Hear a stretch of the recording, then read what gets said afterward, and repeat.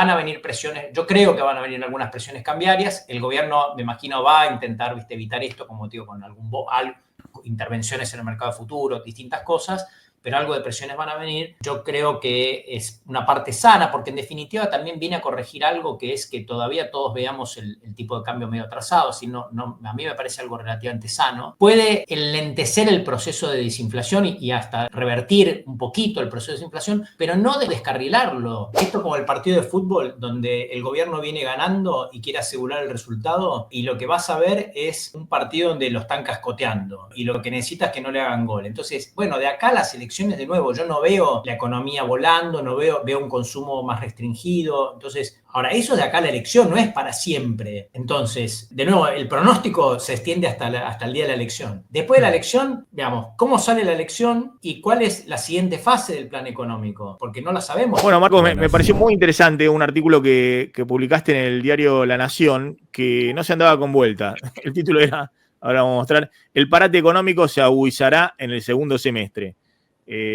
Yo no sé si ya te dijeron mandril o me imagino que no, que hubo algún exabrupto, digamos, por parte del equipo económico de presidencia, pero es un título fuerte, Me gustaría que expliques un poco la dinámica que vos estás viendo, porque el gobierno dice, estamos en el mejor momento de crecimiento, ¿qué parate económico? La economía está volando, estamos creciendo como nunca antes, y esto va a seguir así.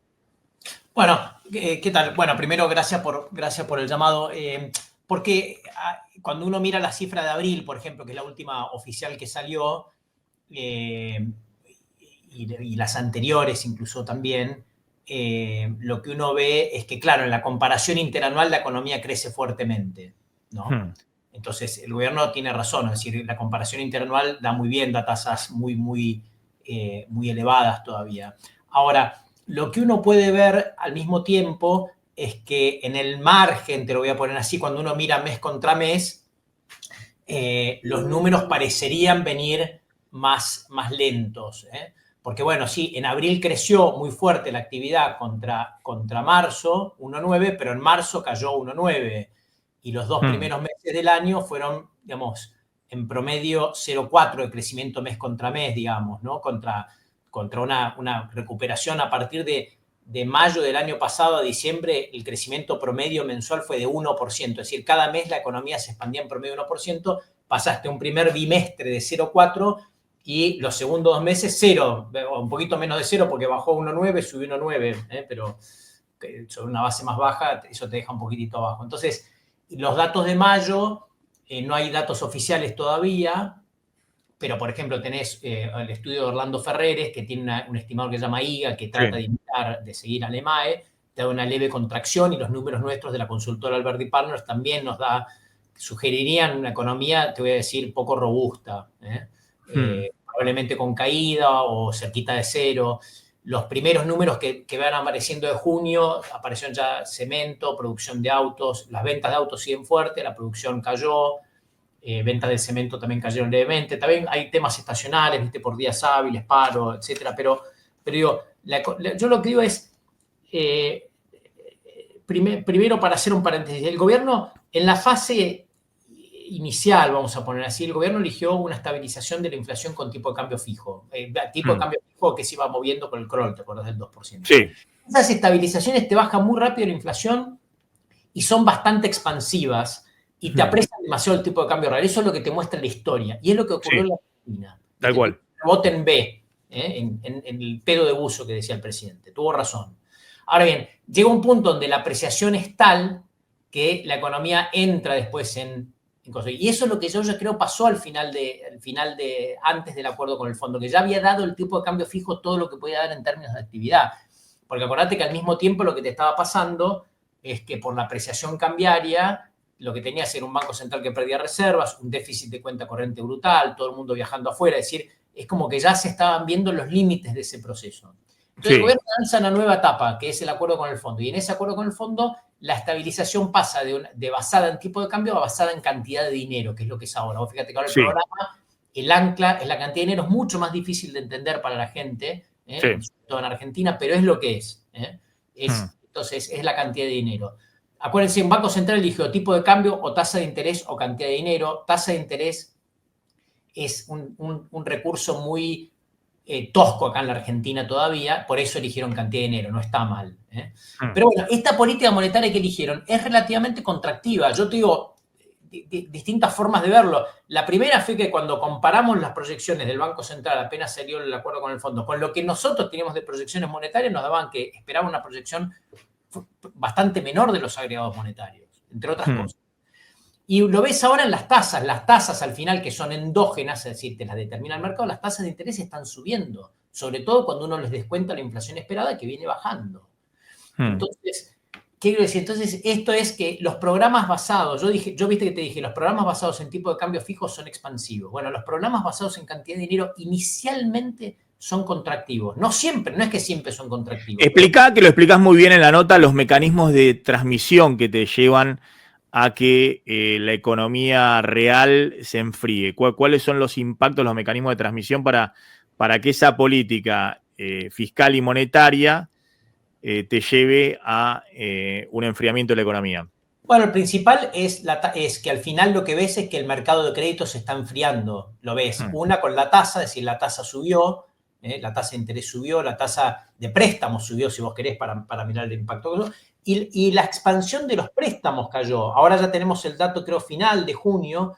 Los préstamos en junio, ajustados por inflación, crecieron en pesos 2,5%, habían crecido 4%, más o menos, un poco más de 4%, ajustados por inflación en marzo y abril, en abril y mayo. Hay una desaceleración del crédito. Y lo ves, la suba de tasas la estás viendo entonces también en que hay un enlentecimiento de la cadena de pagos, ¿viste? Vos ves los cheques rechazados suben, los préstamos en situación morosa suben, nada para preocuparse todavía. Sí. Que, no, acá viene un lío macro, no. Pero hay un cambio de tendencia que te dice que el mercado de crédito está más pesado. Y bueno, eso pega.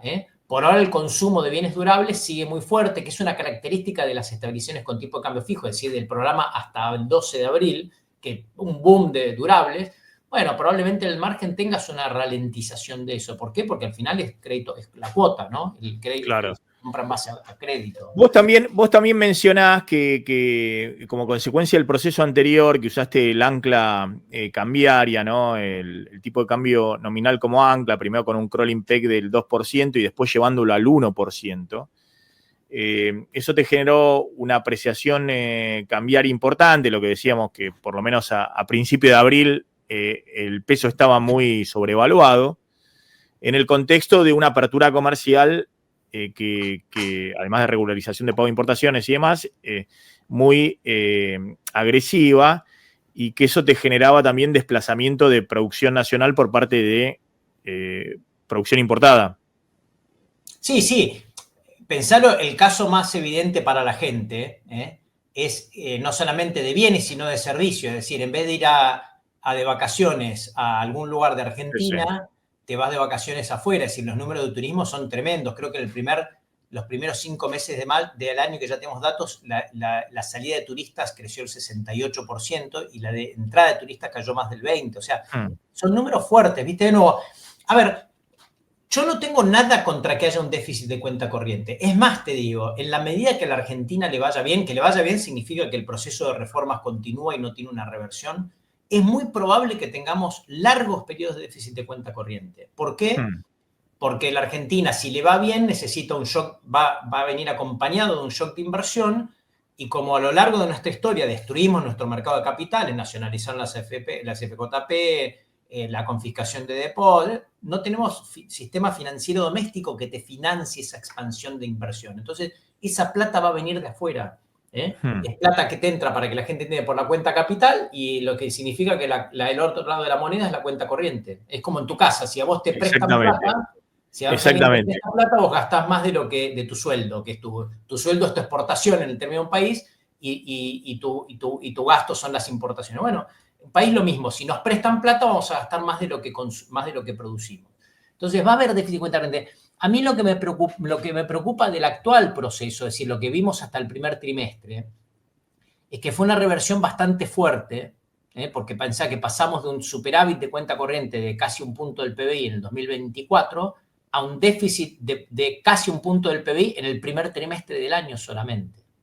Sí, sí. Entonces, eso por un lado. Y lo otro es que se hace en el contexto de un país que tiene una situación de fragilidad de reservas, es decir, ¿entendés? De donde vos necesitas acumular reservas. Esto pensemos que es una parte fundamental del programa del fondo. Entonces, esa es la preocupación.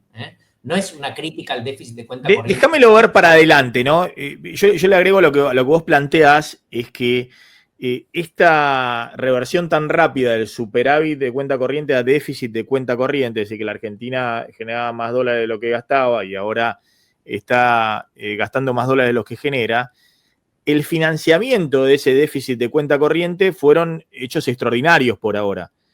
Han sido un blanqueo extraordinariamente exitoso, 20.000, 25.000 millones de dólares, y ha sido lo que vemos en la cuenta corriente cambiaria, es decir, un adelanto, porque uno ve la cuenta corriente cambiaria y se achicó violentamente en abril y mayo el déficit de cuenta corriente. Pero básicamente porque se adelantaron fuertemente pago de Claro. cobros de exportaciones y se postergaron también pago de importaciones, ¿no? Porque se reanudó el crédito comercial. Uno ve la diferencia, por eso todos se asustaron con los 5.000 millones de dólares del primer trimestre del INDEC, ¿no? Que es devengado, pero uno ve la cuenta corriente cambiaria y, bueno, ve que ha sido menor el déficit por este efecto, ¿no? Es decir, que vos generaste tu propio financiamiento para la cuenta corriente, pero un financiamiento transitorio, que es esto, que las cerealeras, primero el campo vendiendo gran parte de la cosecha y después las cerealeras adelantando, con la declaración jurada de exportación, adelantando todos esos dólares al primer semestre. Bueno, ¿Vos ves eso riesgoso, digamos, no, hacia no, adelante? es un punto buenísimo el que estás haciendo, porque yo veo que hay mucha extrapolación, ¿viste? Sí, bueno, tuvimos un déficit gigante y el déficit va a seguir. Y no funciona así la economía. Para Claro, que el claro, déficit, claro. para, Si no te lo financia nadie, no va a seguir, no va a claro, seguir. claro, Va a ¿viste? ajustar Yo el tipo de cambio. Sí. como discípulo de Arriazu, viste que alguien diga va a haber un déficit de cuenta corriente y después vamos a ver No, cómo lo no. financiamos, es como me colapsa el sistema, ¿no? Ah, está bien, está bien, está bien. Es como que vos, te lo voy a poner en términos de una familia, ¿no? Vos no podés gastar si antes alguien no te financió o no bajaste algún activo que tenías, digamos, ¿no? ¿Entendés? Entonces, mirando para adelante, yo creo que Claro, no es... pero ¿sabes lo que pasa? Marco, es muy interesante lo que vos decís como discípulo de Arriazu. Lo que pasa es que nosotros hemos visto grandes déficits de cuenta corriente en algún momento con esquemas de tablita cambiaria de crawling peg, no sé, Martínez Dios, con esquema de tipo de cambio fijo en convertibilidad. Entonces, decía, bueno, obvio que si no te lo financian va a ajustar, pero con tipo de cambio fijo, con crawling, va a ajustar con una recesión terrible, Bueno, digamos, hasta ahora ¿no? no hay más tipo de cambio fijo, Claro, esa es la diferencia. exactamente, esa es la gran diferencia que hay Claro, hoy, esa es la esa es la gran diferencia, que diferencia. por lo menos dentro de la banda no hay más tipo de cambio fijo. Entonces, yo lo que te digo es, vos podés decirme, mira, yo veo un desequilibrio, que si no cambia nada va a haber un desequilibrio, porque la gente quiere gastar, quiere ir de viaje, gastar, y no... Bueno, entonces lo que te va a pasar es lo que estamos viendo estos días, más presión cambiaria. Sí.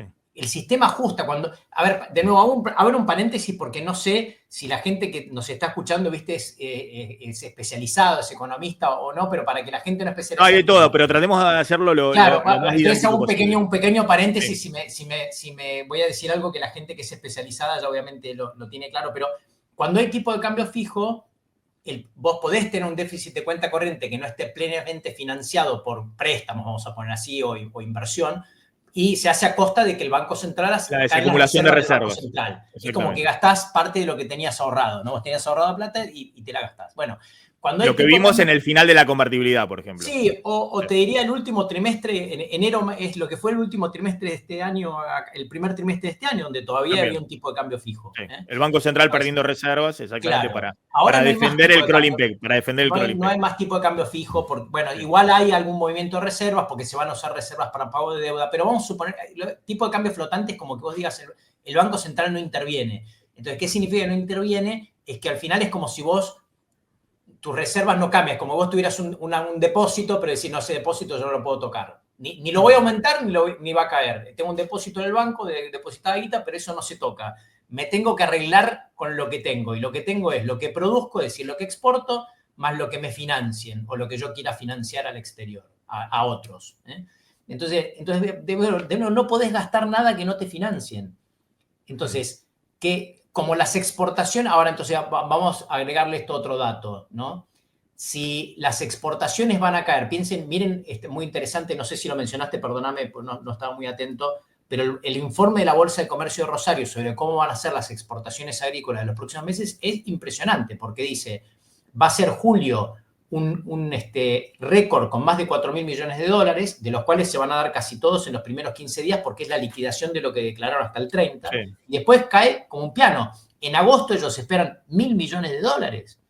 Entonces caes de 4.000 a 1.000 y después vas subiendo y llegas a 2.000, ponele en octubre. O sea, ¿qué te quiero decir? La exportación de productos agrícolas, que es una de las principales exportaciones del país o la principal, va a caer fuertemente. Y vos ves que decís, che, los argentinos todavía quieren seguir yendo a Miami, bueno, no cuadra, ¿viste? A menos que empiece a venir otro tipo de inversión, que no, te voy a poner un ejemplo, que el Toto Caputo, que es alguien con muchos recursos, ¿viste? Te saquen bonos atractivos para atraer inversión de portafolio, a menos que venga financiamiento de algún lado así, o que se lance la inversión de vaca muerta y venga realmente... Bueno, si no pasa eso, lo que va a pasar es que van a haber presiones a la depreciación del tipo de cambio. No quiero alarmar a nadie, porque es lo natural dentro de un tipo de cambio flotante. El sistema está diseñado así, y yo creo, además, te digo, para que la gente no se alarme, es que sí, algo de impacto en la inflación siempre tiene, pero que tampoco va a ser mayor. Porque al final el programa, no nos acordemos que tiene una base sólida que es la fiscal, digamos. Claro, lo que pasa es que en un proceso electoral, ver el dólar flotando hacia arriba y bueno, alguna tensión puede Sí. generar. Porque ¿Dónde estás viendo la demanda? ¿Dónde está? La demanda es esta la que decimos todo el tiempo, porque la verdad que la oferta de estos días ha sido impresionante y el dólar no solamente no bajó, sino que subió 3% en la semana. Y es la como demanda, raro, sí, difícil de explicar, a menos que estemos viendo, no sé, yo no estoy sentado en una mesa, con lo cual no tengo esa sí. información, ¿viste? Pero a menos que estemos viendo exportadores que venden directo y no vía el mercado para cerrar algunas posiciones de otra gente, es decir, que haya cosas que no están pasando por el mercado, vamos a poner así, ¿no? No lo sé, te digo, no lo sé, pero, o que estemos viendo justo el cierre de muchas posiciones de carry trade, pero sí, suena raro que estamos viendo números muy fuertes de exportación agrícola estos primeros días de julio y un tipo de cambio que está digamos, presionado, ¿no? Es como raro.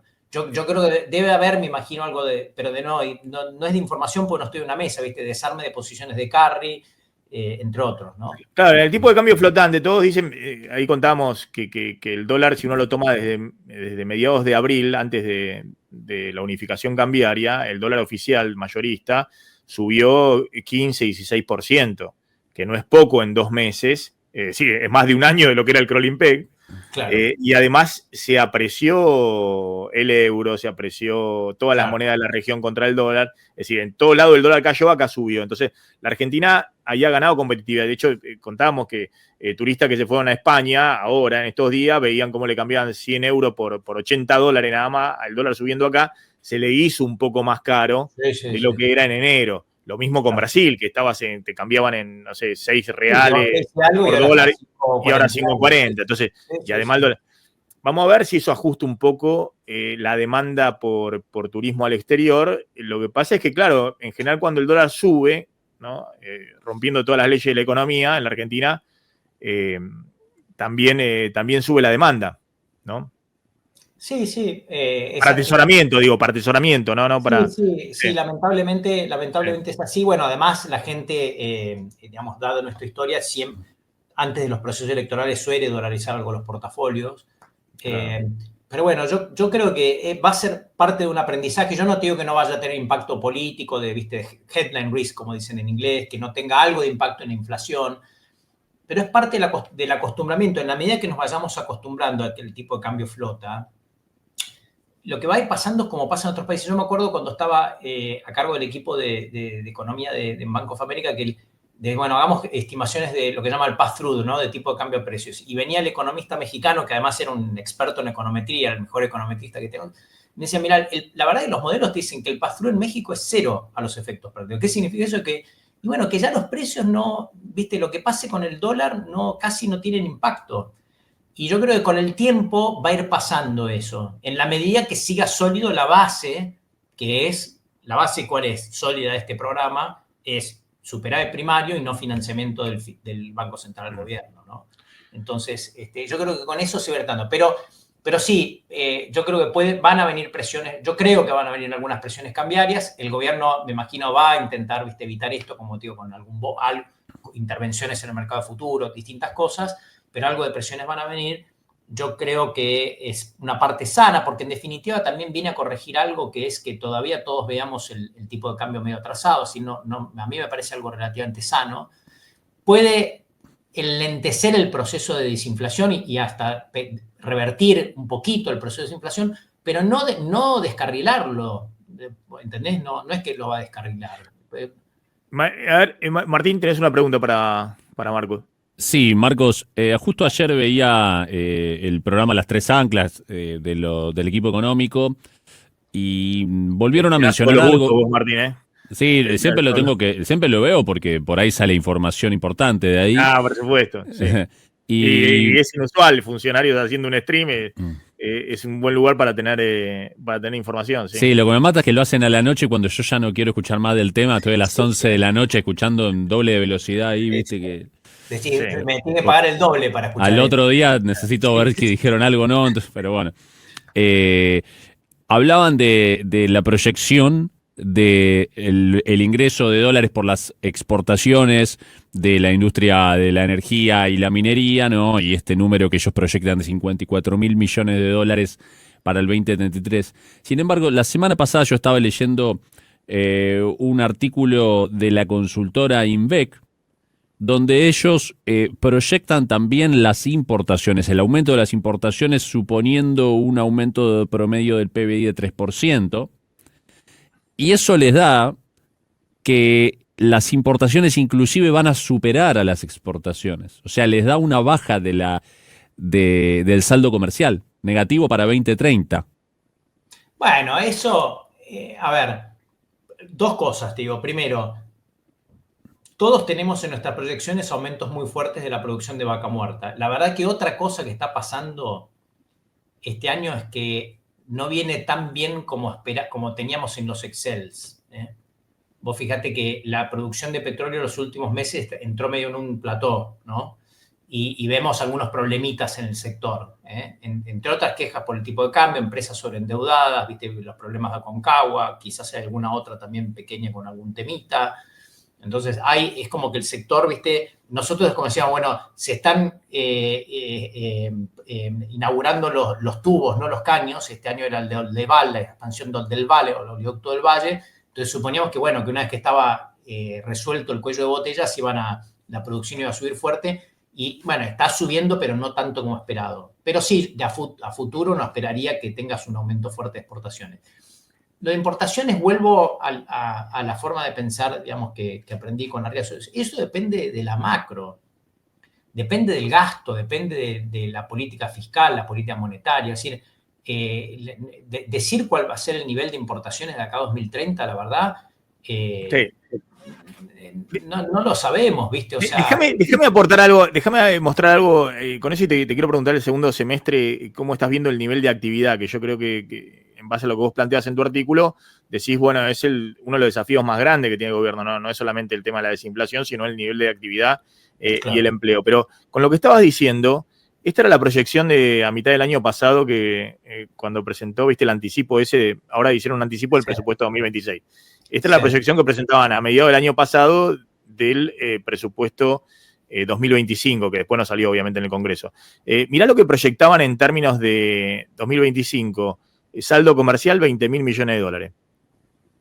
Ahora va a ser 5.000 millones de dólares. Para que te des una idea de lo difícil que es en la Argentina y que también el gobierno le ha pifiado totalmente en las proyecciones, ¿no? Proyectaban que las importaciones este año van a crecer 13%. Están creciendo primeros 5 meses del año, enero, mayo, según el INDEC, 35%. Uh-huh. ¿Ok?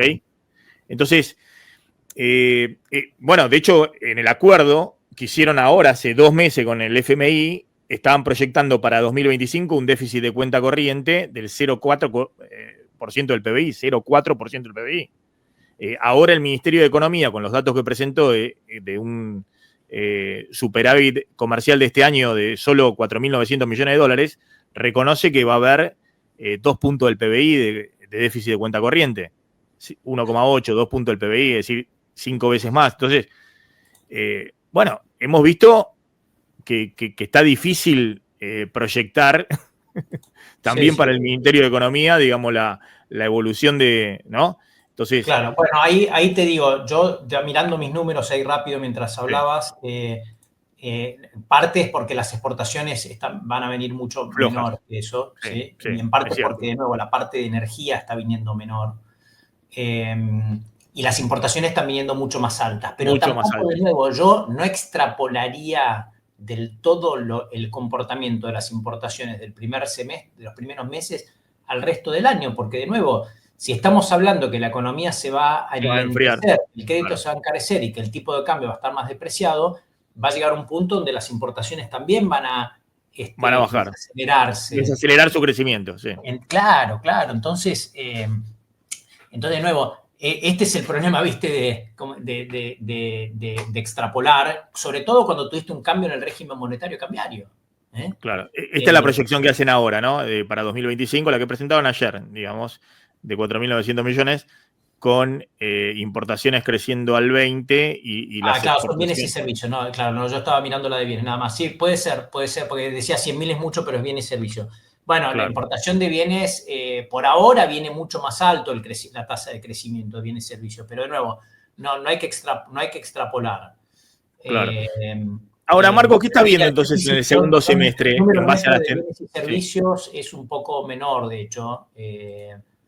El de bienes y servicios, bueno, no, es un poquito menor de lo que tienen ahí. Pero de nuevo, yo creo que lo que te puedo decir así como es que yo creo que vamos a ver un cambio en el comportamiento de estas variables, de la importación. ¿Por qué? Porque de bienes y de servicios. ¿Por qué? Porque están cambiando las condiciones. Una economía más lenta y con un tipo de cambio que se está depreciando. Entonces, me parece a mí que vamos a ver algo de cambio. ¿Va a ser brutal el cambio? No, pero va a haber un cambio. ¿Y qué va a traccionar el consumo? Porque me decís, el crédito se está quedando sin nafta porque como no estás metiendo, no estás monetizando, no es que el Banco Central está comprando dólares, emite peso, hay más depósitos, presta más, baja la tasa de interés, sino que estás viendo un apretón monetario que mantiene la tasa de interés muy alta, aumenta la morosidad, el crédito está desacelerando su tasa de crecimiento. Y el salario real, bueno, en los últimos meses hemos visto que se planchó o incluso bajó, digamos, ¿no? Que los salarios están por debajo de los números de inflación que hemos visto en los últimos meses. Entonces, bueno, hay que pensarlo por etapas, ¿no? Pensá que faltan 3 meses y chirola para la elección. Entonces, esto como el partido de fútbol, donde el gobierno viene ganando y quiere asegurar el resultado, y lo que vas a ver es un partido donde lo están cascoteando, y lo que necesita es que no le hagan gol. Entonces, bueno, de acá a las elecciones, de nuevo, yo no veo la economía volando, no veo un consumo más restringido. Entonces, ahora, eso de acá a la elección no es para siempre. Entonces, de nuevo, el pronóstico se extiende hasta el día de la elección. Después de la elección, veamos, ¿cómo sale la elección y cuál es la siguiente fase del plan económico? Porque no la sabemos todavía. Y la siguiente fase del plan económico tiene 2 componentes importantes. Uno es la parte estructural. ¿Qué va a hacer el gobierno en la parte estructural? Porque hasta ahora hizo un montón de cosas, pero estuvo muy limitado por la cuestión, digamos, de la cantidad de miembros que tiene el Congreso, ¿no? Entonces, si el gobierno le va bien en la elección, no sé cómo lo quieras definir, bueno, probablemente veamos una nueva etapa de reformas estructurales. No sé, te voy a poner un nombre, reforma laboral. Yo no sé si va a salir o no, pero yo creo que no me veo un gobierno que se queda quieto en reformas estructurales si le va bien, si tiene la capacidad de hacerlo. Y lo segundo es la parte del plan de estabilización. Esta etapa es ahora. Yo creo que de nuevo ahora está jugando, pensé esto, un equipo que necesita pasar de ronda, va ganando, y bueno, lo que va a hacer es tiene 7 defensores, ¿viste? Y están todos en el arco. Y lo único que necesitan es que no le hagan goles, que está el Congreso ahí, está cabeceándole en el área, ¿no?